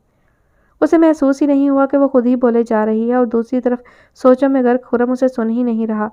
तभी खुर्रम के मोबाइल की दूसरी लाइन पर घंटी बजने लगी तो खुर्रम मोबाइल कान से हटाने पर मजबूर हो गया। स्क्रीन पर हारून का नाम देखकर खुर्रम का उससे बात करने का इरादा तो नहीं था, मगर फिलवक्त वो नमल की बात सुन नहीं पा रहा था, लिहाजा नमल को फ़ोन बंद करने के लिए कहने लगा। नमल, हारून का फ़ोन आ रहा है, मैं तुमसे बाद में बात करता हूँ। चलो ठीक है, आगे के तबसरे ज़रूर पढ़ लेना। जब समीर की जान बच जाने की इतला मिली है, तब लोगों ने बाकायदा अफसोस का इजहार किया है कि अब बेचारी नमल कन्फ्यूज़ रहेगी कि खुर्रम और समीर में से किसका इंतखाब करे। समीर अगर मर जाता तो नमल के लिए फ़ैसला आसान हो जाता। जब ये तबसरा नमल ने पढ़ा था तो उसका खून खोल उठा था, लेकिन अब खुर्रम को बताते हुए वो खिलखिलाकर हंस पड़ी थी। खुर्रम ने उसकी बात पर कोई भी तबसरा किए बगैर फ़ोन बंद कर दिया। उसकी नज़रें बददस्तूर स्क्रीन पर थीं। उसने हारून का फ़ोन अटेंड किए बगैर मोबाइल स्विच ऑफ कर दिया था, क्योंकि उसका ज़हन इस वक्त जो सोच रहा था उसे मुकम्मल यकसुई की ज़रूरत थी। वो ज़रा सी भी मुदाखलत नहीं चाहता था। आज ज़ोबिया को गायब हुए तीसरा दिन था, और आज तीसरे दिन भी बिलाल अख्तर ऑफिस नहीं गए थे। हालांकि ऐसा कभी नहीं हुआ था कि वो किसी परेशानी की वजह से काम छोड़कर घर में बैठ गए हों, मगर पहली बार उन्हें सारा बिजनेस, सारी डील्स, सारी मीटिंग्स और सारा प्रॉफिट सब बेकार की बातें और बेचा भाग दौड़ लग रही थी। ऐसा लग रहा था जैसे ज़िंदगी भर जो कुछ भी किया हो सब बेमसरफ रहा हो। उनका काम से दिल क्या उचाट हुआ लग रहा था। ज़िंदगी में कुछ बाकी ही नहीं बचा, क्योंकि काम के अलावा उनकी ज़िंदगी में कुछ था ही नहीं। ठीक यही हाल आयशा अख्तर का था। अपनी पार्टीज, अपनी शॉपिंग और पार्लर के रेगुलर विजिट ही उनकी ज़िंदगी का महवर थे। ये सब चीज़ें छोड़ तो उन्होंने तभी दी थी जब ज़ोबिया पागल खाने में भर्ती हुई थी, मगर तब उन्हें लगता था ये एक वक्ती परेशानी है जिससे वो जल्दी निकल आएंगी। मगर अब ऐसा महसूस होता है जैसे ज़िंदगी हमेशा के लिए रुक गई हो और उससे आगे कभी नहीं बढ़ेगी। ज़ोबिया को लापता हुए तीसरा दिन हो गया था। वो अजीब तरह के नफसियाती दबाव के तहत बिलाल अख्तर के पास भी बैठना नहीं चाहती थी, मगर बिलाल अख्तर खुद ही ज़बरदस्ती उन्हें कमरे से खींचकर लाउंज में ले आए थे कि वो उनके साथ बैठकर नाश्ते के तौर पर कम से कम एक स्लाइस ही खा ले। हालांकि अब तो कुछ देर में खाने का वक्त होने वाला था, मगर उन दोनों की ही भूख बिल्कुल ख़त्म हो गई थी। सुबह का नाश्ता तक तो उन दोनों ने किया नहीं था, दोपहर में खाना भला कौन खाता। बिलाल अख्तर के इसरार पर वो कमरे से बाहर आकर बैठ तो गई, मगर चाय का एक सिप तक नहीं लिया। खुद को संभालो आयशा, अगर तुम्हारी सेहत गिर गई तो ज़ोबिया के मिलने के बाद तुम उसका ख्याल कैसे रखोगी? بلال اختر نے کہا تو عائشہ اختر خالی خالی نظروں سے انہیں دیکھنے لگی۔ اسے بھی ہمارے بارے میں سب پتا ہے، عائشہ اختر کھوئے کھوئے انداز میں بولی۔ کسے کیا پتا ہے؟ بلال اختر کی سمجھ میں خاک نہیں آیا۔ خرم، فرقان حسن کا بیٹا، جسے ہم نے اپنا وہ گھر بیچا تھا، جو گھر تو کبھی تھا ہی نہیں، بس ایک بددعا تھی۔ عائشہ اختر کسی ٹرانس کے عالم میں بول رہی تھی۔ اسے کیا پتا ہے؟ بلال اختر حیرانی سے بولے۔ یہی کہ میں نے اپنی ماں کے ساتھ کیا کیا تھا۔ اسے کیسے پتا اور تمہیں کیسے پتا کہ وہ سب جانتا ہے؟ بلال اختر چونک گئے۔ میں کل ان کے گھر گئی تھی۔ کیا؟ کب؟ کل رات کو اچانک خیال آیا زوبیا گھر کے پیچھے بنے سرونٹ کوارٹر میں بیٹھ جاتی تھی۔ کہیں ایسا تو نہیں کہ پاگل خانے سے بھاگ کر آنے کے بعد وہ اس گھر میں سرونٹ کوارٹر میں جا چھپی ہو جہاں ہم آدھی رات کو اپنے والدین سے چھپ کر ملتے تھے۔ بس یہ خیال آتے ہی میں نکل گئی، مگر وہاں جا کر یہ بتانے کی ہمت نہیں ہوئی کہ زوبیا کو سرونٹ کوارٹر میں تلاش کرنے آئی ہوں۔ وہ تو یہی سوچتے کہ زوبیا کے ساتھ ساتھ اس کی ماں کی دماغی حالت بھی خراب ہو گئی ہے، لہٰذا صرف خرم سے بات کر کے آ گئی کہ شاید اسے کچھ علم ہو زوبیا کے متعلق۔ لیکن وہاں جا کر پتہ چلا اسے زوبیا کے بھاگ جانے کی کوئی خبر نہیں، لیکن اسے ہمارے بارے میں سب پتا ہے۔ بالکل چلتے وقت مجھے پتہ چلا تھا، ورنہ میں اس کی آنکھیں پڑھنے کی کوشش کرتی کہ وہ میرے متعلق کیا سوچ رہا ہے، مجھے گھٹیا سمجھ رہا ہے یا ایک زبردست اداکارہ جو ماں کو بے وقوف بنا لے۔ وہ معمولی لڑکی تو نہیں ہو سکتی۔ عائشہ اختر خود کلامی کے انداز میں بول رہی تھی۔ وہ ایسا کچھ نہیں سوچ رہا ہوگا، لیکن اسے پتہ کیسے چلا؟ بلال اختر کچھ چڑ کر بولے۔ جب اللہ تعالیٰ کو ذلیل کرنا ہوتا ہے تو وہ کسی نہ کسی طرح راز فاش کر ہی دیتا ہے۔ جب زوبیا کو ہی سب پتہ چل گیا تو خرم تو غیر ہے، وہ کچھ بھی جان لے کیا فرق پڑتا ہے؟ پتہ نہیں زوبیا نے میرے متعلق کیا سوچا ہوگا جب اسے خبر ہوئی ہوگی کہ اس کی ماں اتنی بڑی ڈرامہ باز ہے کہ اپنی ماں اور بھائی بھابھی کے ساتھ اتنا بڑا فراڈ کیے بیٹھی ہے۔ عائشہ اختر بالکل کھوئے کھوئے انداز میں بول رہی تھی۔ بلال اختر کو ان کی یہ پچھتاوے پر مبنی گفتگو سخت گراں گزر رہی تھی، مگر وہ صرف ان کی حالت کو مد نظر رکھتے ہوئے خاموشی اختیار کیے بیٹھے انہیں سنتے رہے۔ تکلیف تو ہوئی ہوگی زوبیا کو، ہمیشہ سے شائستہ خالہ کے متعلق پوچھتی رہی اور ہم ہمیشہ اسے جھڑکتے رہے کہ تمہاری کوئی خالہ نہیں، لیکن اسے کبھی بتایا نہیں کہ جب تمہاری کوئی خالہ تھی ہی نہیں تو یہ نام اور یہ کردار کیسے پیدا ہوا۔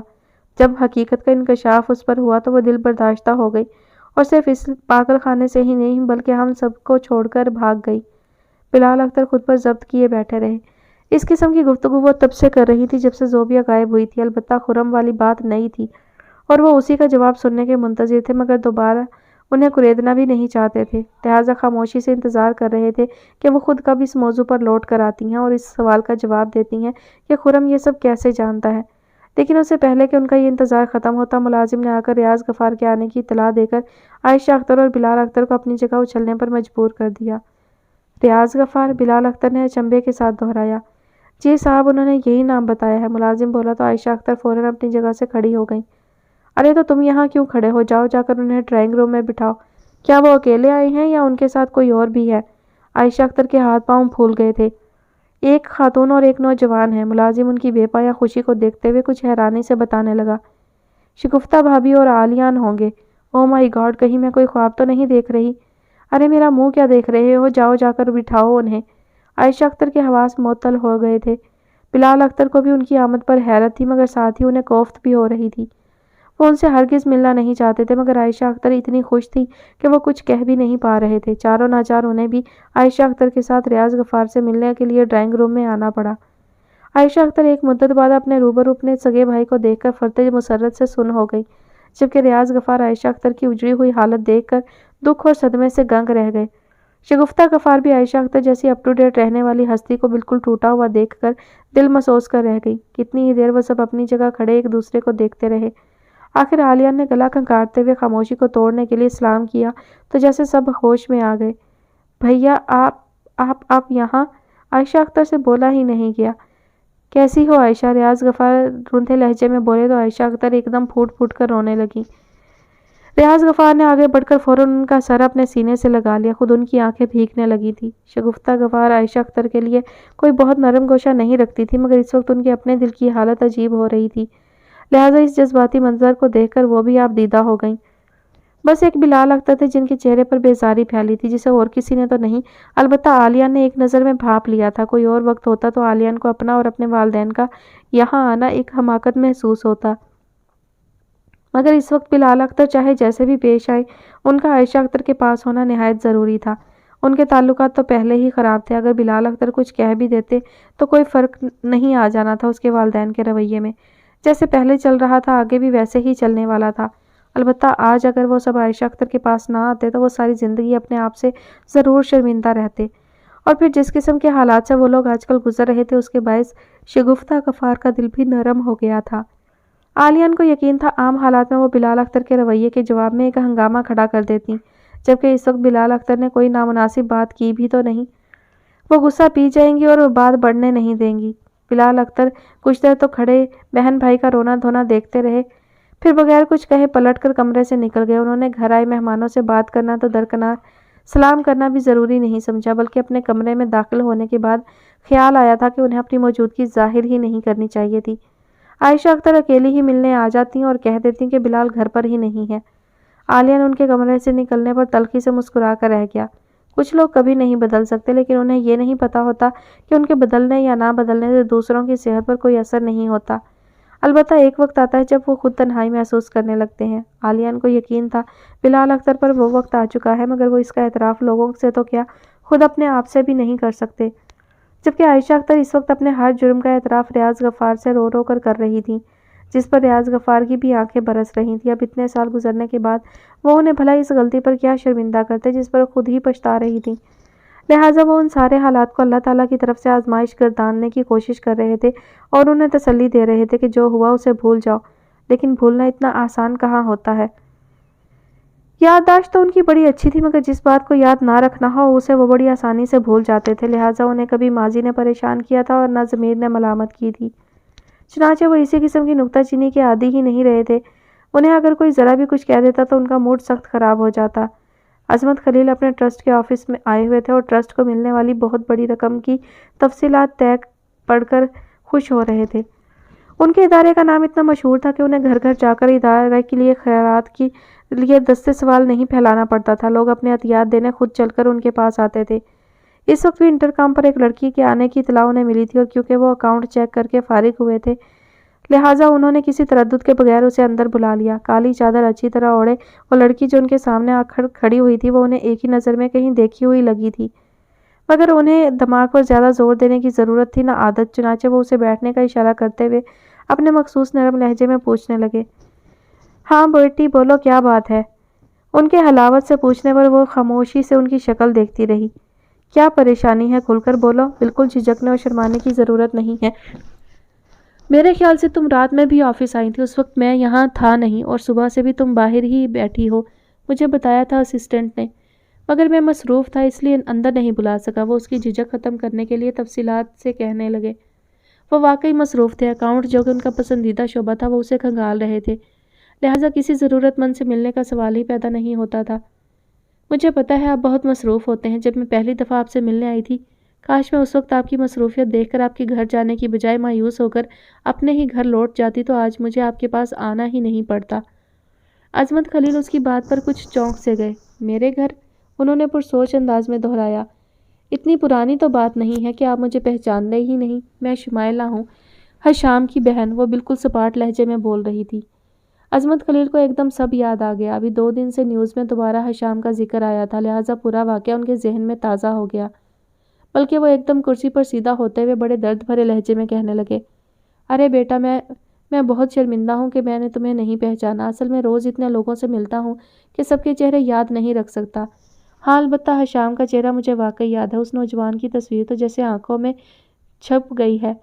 بہت شدید افسوس ہوا ہے مجھے اس کی خودکشی کا۔ یقین ہی نہیں آ رہا تھا کہ اس جیسے بہادر لڑکے نے یہ قدم کیسے اٹھا لیا۔ تمہاری والدہ اب کیسی ہیں؟ میں نے سنا ہے ان کی حالت بھی کافی سیریس ہے۔ انہوں نے ایک کے بعد ایک کئی باتیں کر دیں، مگر شمائلہ بددستور سپاٹ چہرہ لیے ان کے سامنے بیٹھی رہی۔ حشام کی موت کو ابھی اتنا وقت نہیں ہوا تھا کہ وہ افسوس کرنے والے کو اتنے سکون سے دیکھ سکتی، بلکہ جوان بھائی کی موت پر تو صبر آنے میں بھی ٹائم لگتا ہے۔ کافی عرصے بعد اگر کوئی شخص تعریف کرے تو گھر والوں کی آنکھیں نم ہو جاتی ہیں، اسی لیے اس کا اتنا سنجیدہ اور بالکل بے تاثر چہرہ عظمت خلیل کو الجھن میں مبتلا کرنے لگا۔ بیٹا تمہیں کوئی بات کرنی ہے تو جلدی بتا دو، مجھے آگے بھی لوگوں سے ملنا ہے۔ عظمت خلیل نے اس بار اپنا لہجہ ہلکا سا سرد بنا لیا تو وہ بھی ان کی طرح سرد لہجے میں کہنے لگی، آپ کو تو بہت لوگوں سے ملنا ہوتا ہے تاکہ آپ کی شہرت میں بھی اسی شرح سے اضافہ ہو جتنے زیادہ ضرورت مند اتنی زیادہ شہرت، اتنا زیادہ نام، اتنا زیادہ واہ واہ۔ لیکن کیا آپ نے کبھی یہ سوچا کہ آپ کو دعائیں دینے کے ساتھ ساتھ آپ کو بددعائیں دینے والوں کی تعداد بھی بہت زیادہ ہے؟ اور مظلوم کی بددعا تو عرش ہلا دیتی ہے، اس سے بہت ڈرنا چاہیے، کیونکہ ساری دعائیں ایک طرف اور ایک مظلوم کی بددعا ایک طرف۔ عظمت خلیل کو اس کا لیکچر سخت ناگوار گزرا، تبھی نخوت سے کہنے لگے، بالکل ٹھیک کہا تم نے، لیکن مجھے کوئی مظلوم بددعائیں دیتا کیونکہ میں ظالم نہیں ہوں۔ جو کسی پر ظلم کرتا ہے اس کے خلاف بددعا پر عرش ہلتا ہے۔ دوسروں کی خدمت میں سرگرداں اللہ کے بندوں کے لیے تو کائنات کی ہر چیز دعا گو ہوتی ہے۔ شمائلہ کے چہرے کے تاثرات واضح طور پر تبدیل ہو گئے، وہ ایسے ہونٹ اور آنکھیں سکیڑ کر عظمت خلیل کو دیکھنے لگی جیسے ان کے منہ سے یہ جملے سننا اس سے برداشت نہ ہوا ہو۔ اسی لیے جب وہ بولی تو اس کے لہجے میں دہکتے کوئلے جیسی تپش تھی۔ انسپکٹر قادر کو آپ نے جاب سے برطرف کر دیا تھا اور وہ دوسرے ملک جا کر سیٹل ہو گیا ہے۔ جس نے میرے بھائی کی زندگی تباہ کی تھی وہ عیش سے اپنے بیوی بچوں کے ساتھ رہ رہا ہے، لیکن اب جا کر مجھے پتہ چلا کہ وہ شخص تو صرف ایک مہرا تھا، اس ساری بازی کے پیچھے شاطر دماغ تو کسی اور کا تھا۔ اصل مجرم انسپکٹر قادر نہیں بلکہ وہ شخص ہے جس نے اس کانسٹیبل کو خریدا اور ان کے ذریعے انسپکٹر قادر کو اتنا اکسایا کہ اس نے وحشیوں کی طرح میرے بھائی پر تشدد کیا اور اسے زندگی بھر کے لیے بستر پر ڈال دیا کہ وہ اپنی مرضی سے پانی کا ایک گلاس تک اٹھانے کے قابل نہیں رہا۔ میں نے سنا ہے آپ کی بیوی ٹانگوں سے معذور ہے۔ آپ نے اپنے گھر میں ایک ایسے انسان کو دیکھا ہے جو معمولی سی چیزوں کے لیے دوسروں کا محتاج ہے۔ وہ کام جو ہمارے لیے ایک عام بات ہے ان کے لیے ایک حسرت اور ایک خواہش ناتمام ہے۔ اپنی بے بسی اور بے کسی آپ صبح شام اپنی آنکھوں سے دیکھتے ہیں، پھر بھی آپ کے دل میں خوف خدا پیدا نہیں ہوتا؟ آپ کو یہ خیال نہیں آتا کہ جس تکلیف میں اس نے اس انسان کو مبتلا کیا ہے وہی محتاجی وہ آپ کو بھی دے سکتا ہے؟ آپ نے صرف اپنے کیس کو سٹرانگ بنانے کے لیے بے قصور نوجوان کو حبسِ بیجا میں بری طرح تشدد کروایا۔ آپ نے اسے ٹارچر کروایا جو ایک بیوہ ماں اور ایک بہن کا واحد سہارا تھا، وہ معذور ہو کر رہ گیا صرف اس لیے کہ ایسا کر کے آپ اس انسپکٹر کی وردی اتروانا چاہتے تھے۔ نقصان تو صرف اور صرف میرے بھائی کا ہوا۔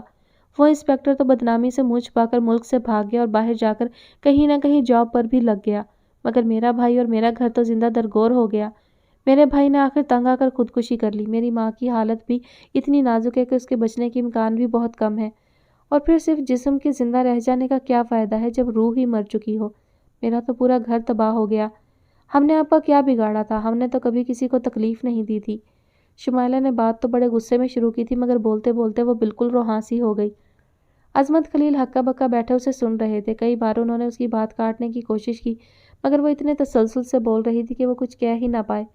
آخر جب وہ تھک کر ہانپنے لگی تب انہوں نے کہنا شروع کیا، یہ تم کیا کہہ رہی ہو بیٹی؟ لگتا ہے تمہیں کوئی غلط فہمی ہوئی ہے، یا پھر شاید یہ میرے خلاف کوئی سازش ہو رہی ہے۔ تمہیں اس کانسٹیبل نے یہ سب کہا ہے نا؟ میری شہرت کو دیکھ کر لوگ مجھ سے جل جاتے ہیں، پھر مجھے لوگوں کو نظروں سے گرانے کے لیے بدنام کرنے کی کوشش کرتے ہیں۔ عظمت خلیل لمحوں میں سارا معاملہ سمجھ گئے تھے۔ جس کانسٹیبل کے ذریعے انہوں نے انسپکٹر قادر کو برطرف کرایا تھا، کچھ عرصے پہلے اس نے انہیں فون کر کے کچھ رقم کا مطالبہ کیا تھا اور ساتھ ہی انہیں دھمکایا بھی تھا کہ اگر انہوں نے پیسے نہ دیے تو وہ ساری بات پریس کو بتا دے گا۔ عظمت خلیل ایسی کوئی بدنامی مول نہیں لے سکتے تھے، لیکن وہ ایک معمولی سے حوالدار کے ہاتھوں بلیک میل بھی نہیں ہو سکتے تھے۔ انہوں نے اپنا اثر و رسوخ استعمال کر کے بڑی آسانی سے اس کی وردی بھی اتروا دی اور مطمئن ہو کر بیٹھ گئے کہ اب اگر اس نے پریس کو کچھ بتایا تو بھی وہ اسے بھی انسپکٹر قادر کے ساتھ ملوث ثابت کر دیں گے۔ لیکن اس کی نوبت ہی نہیں آئی۔ وہ حوالدار بالکل خاموش ہو کر بیٹھ گیا اور وہ اس کی دھمکی بھول گئے۔ بہرحال اس کے پاس ایسا کوئی ثبوت نہیں تھا جس کے بلبوتے پر وہ انہیں کوئی نقصان پہنچا پاتا۔ شاید اسی لیے جب وہ پریس میں ان کے خلاف کچھ چھپوانے میں کامیاب نہ ہو سکا تو اس نے شمائلہ کے گھر پر جا کر سب بتا دیا۔ وہ اس راز کے فاش ہو جانے پر شرمندہ تو نہیں تھے، البتہ فکر مند ضرور تھے، کیونکہ حشام نے ابھی ابھی خودکشی کی تھی اور یہ معاملہ دوبارہ سے اخباروں کی زینت بن گیا تھا، اور اس وقت یہ خبر محض افواہ کے طور پر بھی اگر اڑائی جاتی تو بھی کچھ نہ کچھ اثر ضرور رکھ سکتی تھی۔ اس کانسٹیبل نے بھی منظر پر آئے بغیر شمائلہ کو سب اس لیے بتا دیا تاکہ جو لڑائی بھی لڑنی ہوگی وہ خود لڑے گی۔ اسے یہ تو پتہ چل گیا تھا کہ وہ اس طرح ڈرا کر عظمت خلیل سے پیسے نہیں نکلوا سکتا، چنانچہ اس نے یہی سوچا کہ اپنے ناکام ہونے اور ملازمت سے نکلوائے جانے کا بدلہ ہی لے لوں۔ اگر ایسا کر کے وہ تھوڑی دیر کے لیے بھی عظمت خلیل کو ذہنی اذیت میں مبتلا کر سکتا ہے تو بس اس کے لیے اتنا ہی کافی تھا۔ عظمت خلیل واقعی اخباروں کی سرخیوں کا سوچ کر فکر مند ہو گئے تھے، اس لیے ایک گلاس پانی نکال کر شمائلہ کو دینے لگے، ورنہ انہیں یہ تو بخوبی پتہ تھا کہ وہ اس الزام کے ذریعے عظمت خلیل کے خلاف کوئی قانونی کارروائی ہرگز نہیں کر سکے گی، مگر انہیں قانونی شکنجے میں آنے سے زیادہ فکر لوگوں کی نظروں میں اپنا تاثر خراب ہونے کی تھی۔ ایسی منفی خبریں لوگوں کی سوچ کو کچھ نہ کچھ منفی کر ہی دیتی ہیں، جو کہ وہ ہرگز برداشت نہیں کر سکتے تھے۔ مگر شمائلہ نے ان کا پانی کا گلاس بڑھاتا ہوا ہاتھ اتنی زور سے جھٹکا کہ گلاس زمین پر جا گرا اور ٹوٹ کر چکنا چور ہو گیا۔ عظمت خلیل کو اس حرکت پر اتنا غصہ آیا کہ وہ پی این کو بلا کر اسے آفس سے نکلوا دیتے، مگر تبھی شمائلہ بپھرے ہوئے لہجے میں بولی، یہ آپ کے خلاف کوئی سازش نہیں ہے، بلکہ آپ کے جرائم کا گڑھا بھر گیا ہے۔ تبھی اس حوالدار نے آپ کا کچھ نہیں بگاڑ سکتا، مگر جیسے میرے جوان بھائی کی موت کا دکھ ہے، اس لیے اس نے میرے پاس آ کر میرے پاؤں پکڑ کر معافی مانگی اور مجھے آپ کے بھیانک چہرے سے آگاہ کر دیا۔ مگر اس نے کہا تھا کہ ہم آپ کا بدصورت چہرہ معاشرے کو نہیں دکھا سکتے، کیونکہ ہمارے پاس کوئی ثبوت نہیں ہے۔ ہاں، ثبوت کی ضرورت پولیس اور عدالت کو ہوتی ہے۔ میرے لیے اتنا ہی کافی ہے کہ میرا مجرم میرے سامنے ہے، اسے سزا میں خود دے سکتی ہوں۔ اب آگے یہ سماج مجھے کیا سزا دے گا، اس کی مجھے قطعی پرواہ نہیں۔ میرے پاس کچھ بچا ہی نہیں ہے جسے بچانے کے لیے میں لڑوں۔ مجھے تو صرف اپنے بھائی کے مجرم کو اس کے انجام تک پہنچانا ہے، جس نے نہ جانے میرے بھائی جیسے اور کتنے بے گناہوں کو تکلیف پہنچائی ہوگی۔ اس کے صاف ستھرے چہرے کے پیچھے جو انسان ہے، مجھے صرف اسے منظر پر لانا ہے، بعد میں میرے ساتھ جو بھی ہو مجھے کوئی پرواہ نہیں۔ شمائلہ غصے کی شدت سے کرسی سے اٹھ کھڑی ہوئی تھی، اس کا تنفس بڑھتا جا رہا تھا۔ عظمت خلیل کو کسی کی اتنی باتیں سننے کی عادت نہیں تھی، وہ ساری مروت بالائے طاق رکھتے ہوئے انٹرکام کی طرف بڑھ گئے۔ اس وقت اس لڑکی سے بات کرنا خود اپنی بے عزتی کرانا تھا۔ اس کی حالت ایسی تھی کہ اسے آسانی سے شیشے میں نہیں اتارا جا سکتا تھا، لہٰذا بہتر یہی تھا اسے اپنے آفس سے نکال باہر کیا جائے۔ چنانچہ ریسیور اٹھاتے ہوئے انہوں نے نہایت شان بے نیازی سے کہا، تم مجھے منظر پر کیا لاؤ گی؟ یہ کام تو وہ انسپکٹر قادر اور کانسٹیبل تک نہیں کر سکے جو پولیس میں تھے اور مرد تھے، جبکہ تم میرے ادارے سے لیے پیسوں سے اپنے بھائی کا علاج کرانے والی ایک کمزور اور معمولی لڑکی ہو۔ انسان اتنی بڑی بڑی باتیں کرنے سے پہلے اپنی اوقات دیکھ لے تو شرمندہ ہونے سے بچ سکتا ہے۔ ٹھیک کہا تم نے عظمت خلیل، بڑی بڑی باتیں کرنے سے پہلے انسان اپنی اوقات دیکھ لے تو شرمندہ ہونے سے بچ سکتا ہے۔ اللہ تعالیٰ کی لاٹھی کو ایسے ہی بے آواز نہیں کہا گیا۔ اسے جب سزا دینی ہو تو ایک کمزور لڑکی سے بھی بہت کچھ کرا سکتا ہے۔ فرعون نے خدائی کا دعویٰ کیا تھا تو اسے مچھر جیسی معمولی مخلوق کے ہاتھوں اسی لیے اس کے انجام کو پہنچا دیا تھا کہ کوئی بھی شخص غرور کرنے سے پہلے اپنی اوقات دیکھ لے۔ شمائلہ بڑے اعتماد سے بول رہی تھی۔ عظمت خلیل ریسیور ہاتھ میں پکڑے کچھ مشکوک نظروں سے اسے دیکھنے لگے۔ اس کے جارحانہ انداز بتا رہے تھے جیسے وہ پوری تیاری کے ساتھ آئی ہو، مگر اس کے ارادے کیا تھے؟ شمائلہ جو بڑی سی کالی چادر اوڑھے ہوئے تھی، اس نے چادر کا ایک حصہ ہٹاتے ہوئے اپنا دایاں ہاتھ جو اس نے اب تک چادر کے نیچے چھپا رکھا تھا اسے باہر نکال لیا۔ اس ہاتھ میں ایک شیشی تھی جس میں پیلے رنگ کا محلول موجود تھا۔ اس محلول کے اوپر تیرتے جھاگ نے ایک پل میں عظمت خلیل پر انکشاف کر دیا تھا کہ وہ کوئی عام محلول نہیں ہے،